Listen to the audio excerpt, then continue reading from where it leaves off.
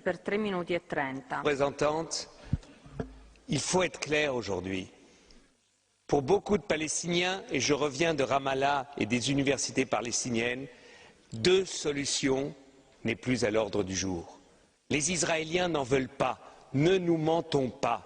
Israël rend de plus impossible la solution de deux États. Nous défendons avec raison deux États. Mais il faut mesurer la frustration palestinienne. Et ce que je ne comprends pas, nous soutenons, comme les socialistes, l'initiative du président Abbas à l'ONU. Et je trouve la phrase qu'il a trouvée en disant « En Moyen-Orient, il n'y a pas un État de trop, mais il manque un État ». Donc il dit « L'État d'Israël est légitime, mais il manque l'État palestinien ». C'est la phrase que nous pouvons tous signer.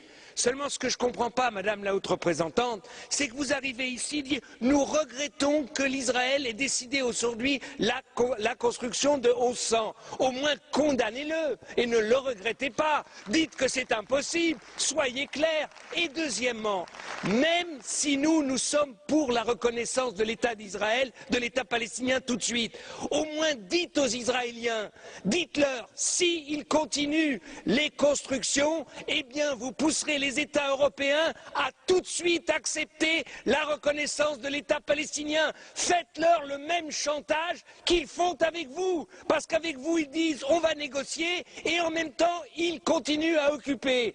Faites de la politique, Madame Ashton. La politique, c'est pas de la prière.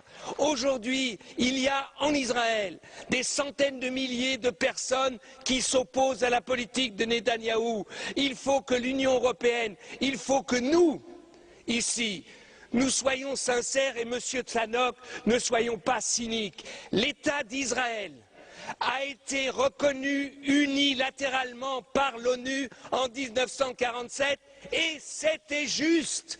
C'était juste. Il n'y a pas eu de négociation avec les pays arabes et c'était juste. Et quand Monsieur Tannock, vous nous dites qu'Israël soutient les Palestiniens avec de l'eau, Israël vole l'eau des Palestiniens et leur revend. C'est ça que vous appelez soutenir?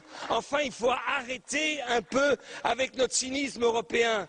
Si aujourd'hui, nous nous levons pas tous et nous disions aux Israéliens, votre paix, la paix d'Israël, Israël pouvant s'intégrer dans un espace du Moyen-Orient, même de rêver des États-Unis du Moyen-Orient, où tout le monde aurait sa place, Israël doit comprendre que c'est dans son intérêt le plus intime qu'il y ait un État palestinien. Et Madame Ashton, vous devez dire aux Israéliens, des représentants palestiniens comme M. Abbas ou comme le Premier ministre Fayyad, ils n'en auront pas d'autres et qu'aujourd'hui, si le Hamas aujourd'hui est contre l'initiative de M. Abbas, parce qu'il sait que cette initiative, c'est la seule possible pour qu'il y ait deux États au Moyen-Orient. Donc je trouve que votre position est trop faible. Vous n'avez à aucun moment dit ici comment vous pouvez obliger les Israéliens à négocier. C'est un mensonge incroyable.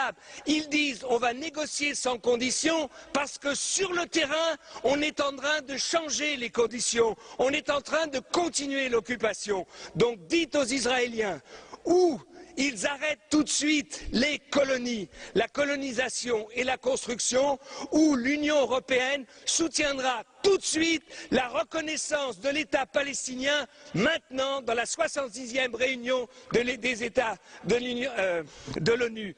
Si vous ne le faites pas, Madame Ashton, eh bien, vous verrez que dans 6 mois, il n'y aura pas de négociation. Dans 1 an, on en sera là où on en est aujourd'hui.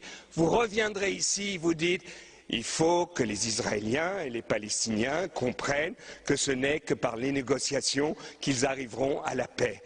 Ils arriveront à la paix, Madame Ashton, si nous disons aux Israéliens, des fois, et pour défendre l'État d'Israël, too much is too much, enough is enough. Si on leur parle comme ça, vous verrez que les choses changeront. Merci.